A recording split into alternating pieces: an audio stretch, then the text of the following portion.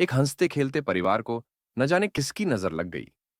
परिवार के सदस्य एक एक कर किसी रहस्यमयी बीमारी का शिकार होने लगे।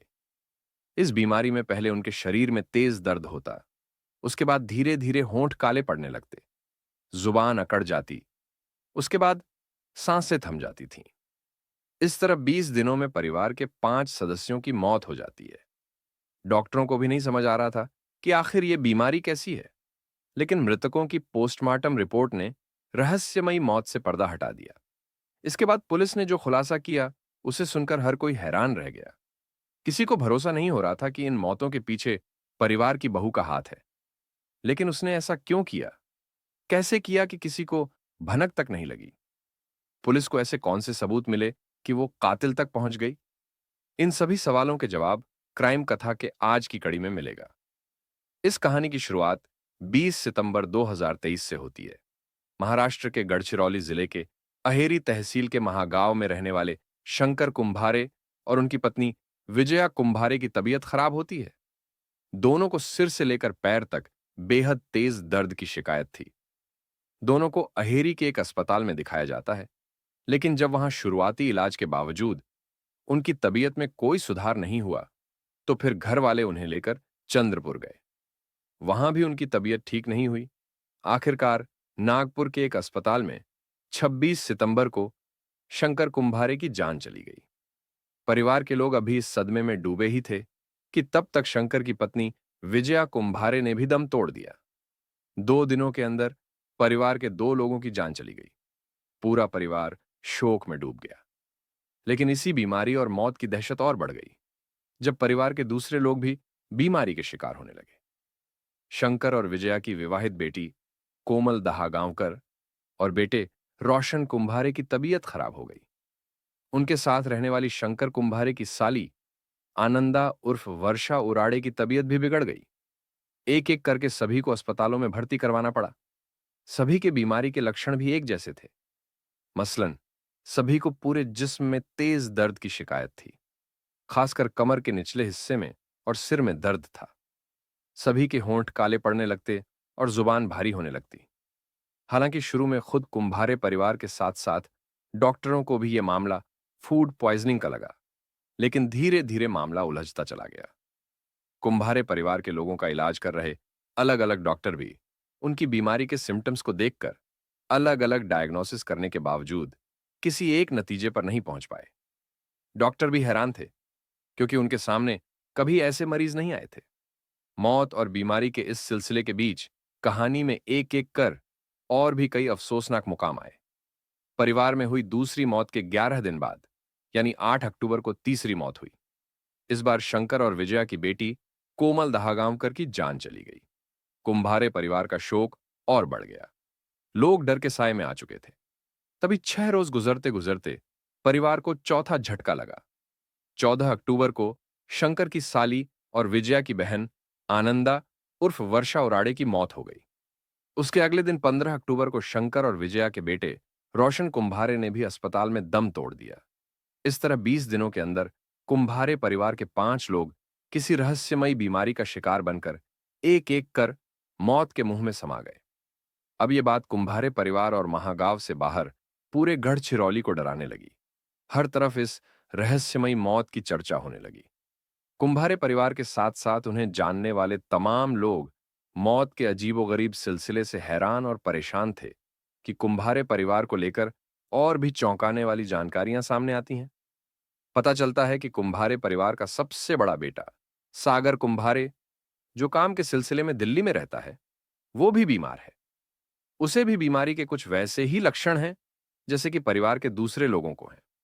असल में अपने माता पिता की मौत की खबर मिलने पर सागर दिल्ली से चंद्रपुर पहुंचा था। वहां माता पिता के अंतिम संस्कार और क्रियाकर्म में भाग लेने के बाद जब वो दिल्ली पहुंचा तो उसकी हालत बिगड़ गई। इतनी बिगड़ गई कि उसे दिल्ली के ही एक अस्पताल में भर्ती होना पड़ा। इधर शंकर और विजया की तबीयत बिगड़ने के बाद जो ड्राइवर अपनी कार में दोनों को अहेरी के अस्पताल में लेकर गया था, उस ड्राइवर राकेश मड़ावी की हालत भी काफी खराब हो गई। ड्राइवर राकेश मड़ावी को भी अपने इलाज के लिए चंद्रपुर के एक प्राइवेट अस्पताल में भर्ती होना पड़ा है। ठीक इसी तरह अपने बीमारी रिश्तेदारों की मदद के लिए किसी दूसरी जगह से चंद्रपुर पहुंचने वाले शंकर कुंभारे की साली का एक लड़का भी रहस्यमयी तरीके से बीमार हो जाता है। उसे भी अस्पताल में भर्ती होना पड़ता है। इस पूरे एपिसोड में एक गौर करने वाली बात यह थी कि कुंभारे परिवार के वही लोग बीमार पड़ रहे थे या मारे जा रहे थे जो गढ़चिरौली में रहते थे या वहां गए थे। परिवार के ऐसे सदस्य जो गढ़चिरौली से दूर थे, उन्हें न तो किसी बीमारी का असर हुआ और ना ही किसी की जान गई। यानी गढ़चिरौली के उस मकान में या कुंभारे परिवार में कुछ तो ऐसा जरूर था जो लोगों को बीमार कर रहा था। एक साथ एक ही परिवार के 5 लोगों की मौत कोई मामूली बात नहीं होती, वो भी तब जब परिवार में किसी को भी कोई पुरानी बीमारी ना हो। इन 5 मौतों ने न सिर्फ महागांव में बल्कि आसपास के पूरे इलाके में सनसनी फैला दी थी। इन मौतों को लेकर चर्चाओं का बाजार गर्म हो चुका था। खासकर लोग इन मौतों के पीछे काला जादू यानी अंधश्रद्धा वाली बात कह रहे थे। इन मौतों से गढ़चिरौली पुलिस के भी कान खड़े हो गए। इस बीच पुलिस को नागपुर से मारे गए लोगों की मेडिकल रिपोर्ट मिली तो उसका शक और भी गहरा गया। असल में डॉक्टरों को भी मौत की वजह साफ साफ समझ नहीं आ रही थी। मेडिकल रिपोर्ट में कार्डियक अरेस्ट और मल्टी ऑर्गन फेल्योर को मौत के पीछे की वजह बताई गई थी, लेकिन एकाएक इतने लोगों के साथ ऐसा कैसे हुआ, यह एक बड़ा सवाल था। लिहाजा पुलिस ने जांच शुरू कर दी। पहला शक कुंभारे परिवार की बहू संघमित्रा की तरफ ही गया। यह लाजिमी भी था, क्योंकि कुंभारे परिवार के सारे लोग एक एक कर बीमार हो रहे थे, मारे जा रहे थे, लेकिन संघमित्रा ठीक थी। पुलिस ने कुंभारे परिवार की बहू संघमित्रा को पूछताछ के लिए बुलाया तो राज खुल गया। संघमित्रा ने पहले तो पुलिस को धोखा देने की कोशिश की, लेकिन सबकी बीमारी और अपनी तंदुरुस्ती के सवाल पर वो फंस गई। उसने ससुराल वालों की मौत के पीछे अपने हाथ होने की बात तो मानी, लेकिन यह कहकर चौंका दिया कि इस साजिश में उसकी एक मामी रोजा रामटेके भी शामिल है। लेकिन अब सवाल यह है कि आखिर संघमित्रा और उसकी मामी रोजा की कुंभारे परिवार से ऐसी क्या दुश्मनी थी? आखिर उन्होंने कुंभारे परिवार की जान लेने के लिए ऐसे कौन से जहर का इस्तेमाल किया जिससे अब तक मौत की वजह भी साफ नहीं हुआ और एक एक कर लोग मारे जाते रहे? ऐसा अजीबोगरीब जहर उन्हें मिला कहां से? क्या इस कत्ल में सिर्फ वही दोनों शामिल हैं या फिर इसके पीछे कोई और भी है? पुलिस को अब इन सवालों का जवाब जानना था, जिसकी कोशिश शुरू हो गई। गढ़चिरौली पुलिस ने संघमित्रा और रोजा को हिरासत में ले लिया। संघमित्रा से पूछताछ करने पर पता चला कि उसने कुंभारे परिवार के बेटे रोशन से अपने घरवालों की मर्जी के खिलाफ जाकर लव मैरिज की थी। संघमित्रा की शादी से उसके माता पिता इतने दुखी हुए कि उन्होंने खुदकुशी कर ली। लेकिन इधर शादी के बाद संघमित्रा को ससुराल में रोशन और उसके घरवाले परेशान करने लगे, उसे ताने देने लगे थे, जिससे वो सभी से खार खाए बैठी थी, उनसे बदला लेना चाहती थी। दूसरी ओर उसकी मामी रोजा रामटेके का कुंभारे परिवार से जमीन को लेकर झगड़ा चला आ रहा था। महागांव में ही जमीन एक हिस्से पर कब्जा करने के लिए वो कुंभारे परिवार के लोगों को रास्ते से हटाना चाहती थी। ऐसे में जब दोनों एक दूसरे से कुंभारे परिवार को लेकर उनके मन में पल रही नफरत की बात कही, तो फिर दोनों ने मिलकर ही कुंभारे परिवार को ठिकाने लगाने की साजिश रच ली। आकोला से आने वाली संघमित्रा ने एग्रीकल्चर साइंस को लेकर पढ़ाई थी। वो टॉपर थी। इसी वजह से उसे कई किस्म के जहर, कीटनाशक वगैरह की अच्छी जानकारी थी।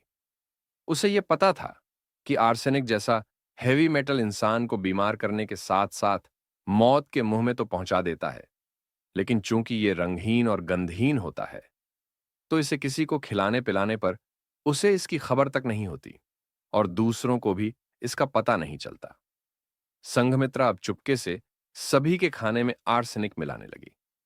जो लोग कुंभारे परिवार की मदद के लिए पहुंचे, उन्हें भी वो वही जहर मिला खाना या पानी देने लगी, जिससे बाकी लोग भी बीमार होने लगे। फिलहाल पुलिस ने दोनों को गिरफ्तार करने के साथ साथ रोजा के पति प्रमोद रामटेके को भी हिरासत में ले रखा है और उसकी भूमिका की जांच कर रही है। पुलिस को शक है कि प्रमोद इस साजिश की खबर थी।